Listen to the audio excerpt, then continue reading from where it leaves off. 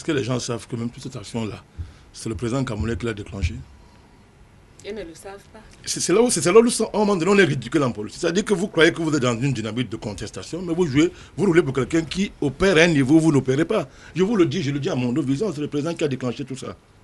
C'est terrible. Donc le président n'a pas déclenché une action qui va déboucher, n'est-ce pas, en défaveur du Cameroun. C'est la diplomatie. Quand j'ai dit ça, mon cher Kouni, vous avez dit un truc qui est vrai.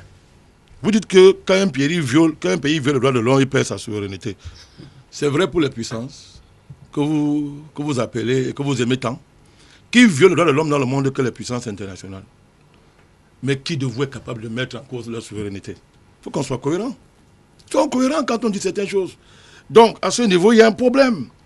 Et je continue à dire, en droit international, le fait qu'un pays veut le droit de l'homme ne lui fait pas perdre sa souveraineté. Parce que la souveraineté est souveraine par elle-même. C'est ça la souveraineté.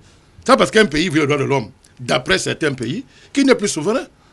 Sinon, lorsque Mme Bachelet a interpellé la France sur la gestion des gilets jaunes, vous avez vu la réaction des Français, du Premier ministre français, du ministre des Affaires étrangères, d'une violence terrible, en lui rappelant que ce qu'elle fait est grave.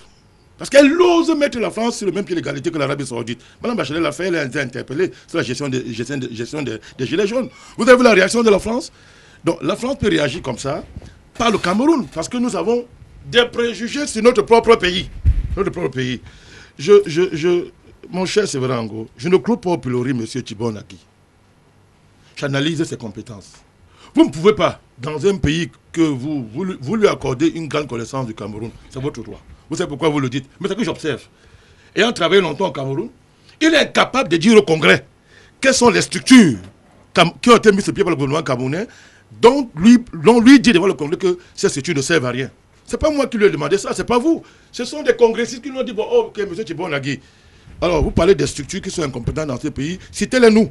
À mon vision, il dit qu'il ne les connaît pas. Voilà. C'est très grave pour un diplomate. Ça veut dire qu'il est incompétent. Ça veut dire qu'il connaît pas ce qu'on appelle un rapport diplomatique devant un congrès. Donc, moi je ne l'attaque pas. Je mets seulement sur la table, n'est-ce pas, ces défaillances, comme vous le faites très bien quand il s'agit du gouvernement camerounais, et vous êtes dans votre rôle.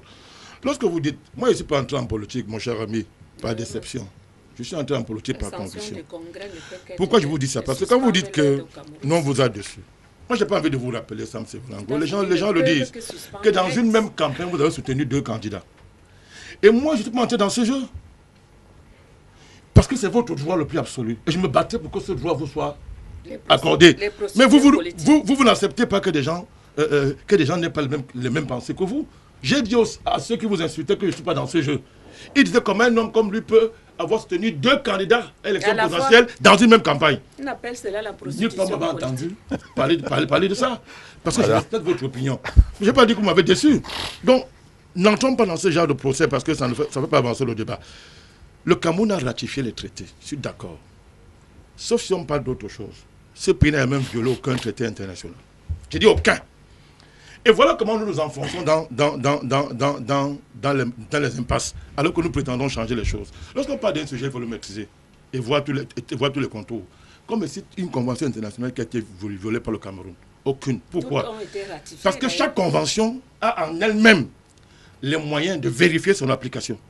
Ce n'est pas M. Kouniou, mon ami Sam Sévérango, aussi engagé qu'il soit, de dire que le Cameroun a violé une telle convention. Ce sont les parties prenantes à la convention qui constatent, par devoir réglementaire, que la convention, si elle a été violée à tel niveau et à tel niveau. Ça n'a jamais été le cas. Oui, comme ici, M. Kouniou. Non, ne parlons pas au cas. Quand vous jugez les civils au tribunal militaire, quand vous jugez les civils au tribunal militaire, on vous dit que vous avez ratifié les conventions qui interdisent cela. Vous l'avez bien violé. Rapidement, parce que mon cher Kouniou, peut-être on ne s'entend pas. Ils ne connaissent pas. C'est vrai, vous êtes très cultivé, vous savez que je vous respecte beaucoup. Vous ne pouvez pas dire ça. Je suis en train de vous dire qu'une convention internationale est violée lorsque les parties prenantes le constatent par des voies réglementaires établies par cette convention en correspondance avec le droit international. Il n'y a aucune convention, il n'y a aucune partie prenante d'une convention internationale qui a mis sur la table quelque part que ce pays a violé la convention internationale. Voilà pourquoi Mme Bachelet qui est arrivée ici vous a parlé d'allégations jusqu'à la fin, juste à son départ. Elle a fait l'honneur de me recevoir. Elle pouvait recevoir Sam Sévérango et les autres. J'ai été reçu. Elle a parlé du début à la fin d'allégations. Et dans son rapport préliminaire final, elle parle d'allégations. Pourquoi? Parce qu'au niveau du droit international, ce n'était pas le bruit qu'on fait. Il faut avoir des preuves de ce qu'on dit. Elle continue à parler d'allégations. Même lui m'envoie l'autre. L'autre jour, j'étais sur un plateau, j'ai lu le rapport, j'ai souligné où eux-mêmes disent que non. Ils qualifient le rapport eux-mêmes hein, d'allégation. J'ai souligné la page, je l'ai présenté à Mondovision. Donc, nous soulevons des éléments qui souvent se retournent contre nous quand nous prétendons vouloir changer les choses. Le Cameroun n'a violé aucune convention internationale.